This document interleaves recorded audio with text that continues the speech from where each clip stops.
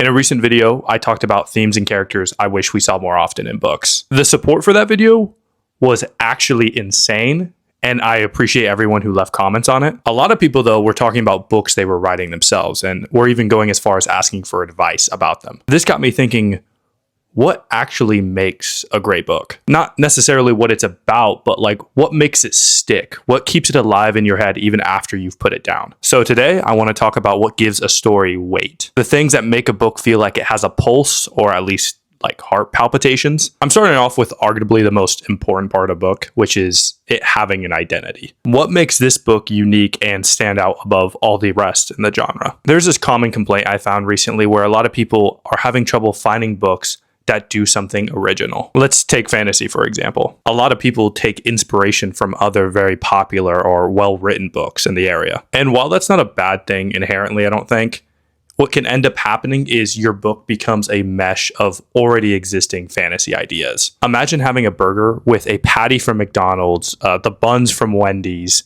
and the ingredients from Jack in the Box. Sure, it's probably not disgusting, but it's not going to be groundbreaking either. You want your book to be its own thing. You don't want it to just be a bunch of Tolkien, Sanderson, or Robert Jordan. I think inspiration is an amazing creative tool in writing, and it has its place. However, there's a difference between inspiration and replication. This next one I have is a little strange, but it's something I only thought about recently. I love when a book doesn't just spell itself out. What I mean by this is when a book trusts the reader to figure out the message without having to deliver it in a 7-page monologue. I think the most common reason this happens is authors are afraid you're not understanding what they're trying to say. So they end up feeling the need to over-explain it to you. You know, kind of like that friend of yours who pauses the movie every 5 minutes because they need you to comprehend the importance of a scene. This is devastating because it takes the reader fully out of the moment. It takes the impact that message has and throws it against a wall. Oftentimes, the best realizations we have in life come from ourselves, not from someone else. I believe it's worth the risk to not make a theme plain and simple to preserve that emotion you've been building throughout the entire book. You know when like a book describes every single thing the character sees? You know, where every door frame has some story to tell you? Yeah, I absolutely hate that. My next point will be covering the balance between simple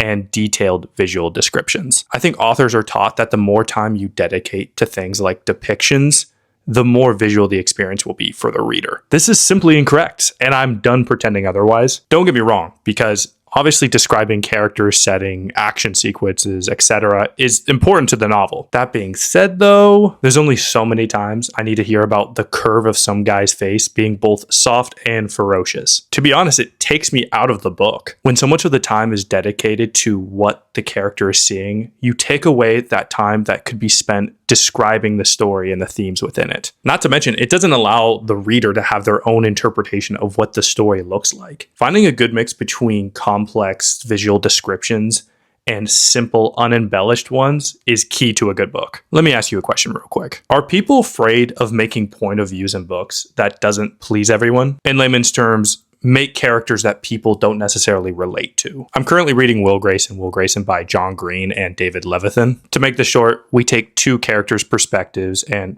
you guessed it, both their names are Will Grayson. Both authors take one of the Will Graysons and write his dialogue in his chapters. And I'm not a fan of Levithan's one. I find him extremely pessimistic. I think he's really rude in the way he thinks about the world. However, I love that this is the case. I don't want to relate to every main character I read about. That's like only reading Peeta Mellark's lines from the Hunger Games. Like, give me a perspective that doesn't just embody me entirely. Seriously though, it feels like authors don't want to make a character people don't relate to. It's too much of a risk. This seems like a newer phenomenon too, because I feel like a lot of older books or even classic books do a great job at giving us characters with their own textures to them. My best explanation for this is what writers think we want. And to be completely fair, people definitely want that. I'm not saying never make a relatable character. It just feels extremely oversaturated at the moment, you know? There's other perspectives I want to take other than my own. Characters growing and changing happen in almost every book. It's not exclusive to redemption arcs or the hero's journey. What's so important about getting it right is that it feels deserved. It's easy to sideline this part of the story because the main plot is what's taking up all the author's attention. We'll talk about this more soon. So what ends up happening is it gets rushed and it loses all of its tension. It's like a surprise party, but you forgot to actually plan the surprise party. Next thing you know, you're giving someone a used copy of the Poppy War and they actually despise fantasy. I think this issue particularly stands out to me because it happens way more often than I think it should. You can have some of the most interesting plots and characters in the entire book industry. But if I get to the end of your book and then suddenly our main character, without cause, somehow understands this flaw they've been having the whole time, I will drop you down a star. Things like this need to be implemented throughout the story. And opportunities need to be had to have a natural character arc. Remember that thing I said about the plot taking up all the focus earlier?